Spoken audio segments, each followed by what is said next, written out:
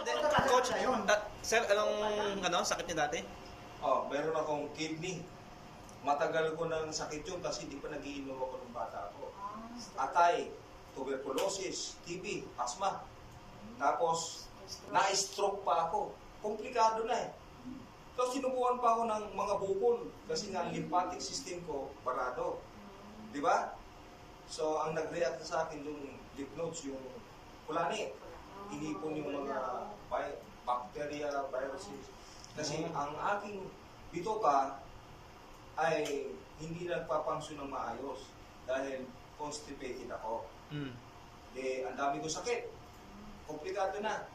Sabi nga ni Doc, nung makita ko, isang bulati na lang na mag-a-approve. Ano na ako? Below the ground na ako. So ang sabi ko, may Diyos pa ako.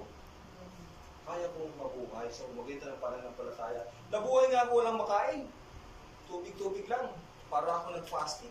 Kaya numamit nila Sir Jason, yung doktora, para akong bungo. Ang hitsura ko, butot balat. Tapos, na-stroke pa ako. Ganyan na yung kamay ko. Ngiwi na rin ang mukha ko eh. Ang tingin ko nga, pitbull na eh. Kasi, sak na yan. Tuyot, maitim. Tama. Di ba tingnan mo yung picture ko? Ando pa yung pagiging tuyot ng balat ko, maitim. Tapos ito malupit. Dito, ganito, para kong bungo. Kung naka-recover ako, nang dahil sa tulong ni Doc Honey, sa products at saka sa allowance ko, nakakakain na ako. Unti-unti, lumalakas ako. Continuous po yung pag-inom. Continuous pa rin. Mas matindi ang inom na ginagawa ko. Kasi ako yung living testimony, di ba? Iinom ako dyan. Boti-boti na. Sa magdamag yan, nauubos ko yan. Titimpla ko lang ng grapes. Kasi masarap yung grapes. Isama sa yelo. Na may tibikos. Yung tibikos ko talagang hard. Patapang talaga. Pag tinimpla mo ng grapes, nawawala yung tapang niya. Kaya sarap ng inom ko. Pero pag kinabukasan, yung bukol ko naglalabas ng mga likido, ng dumi, ng bulati, ng mga pakay ng laman, dugo. Kaya ngayon, black na siya.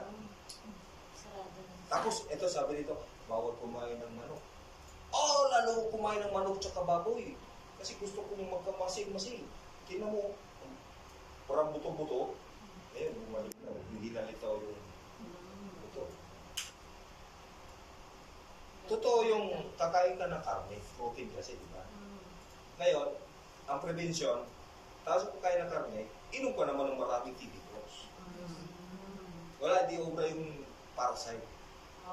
Pag nakarami ka ng inom, yung katawan mo, iikot yung TB cross sa dugo, tatandaanan nun, patay.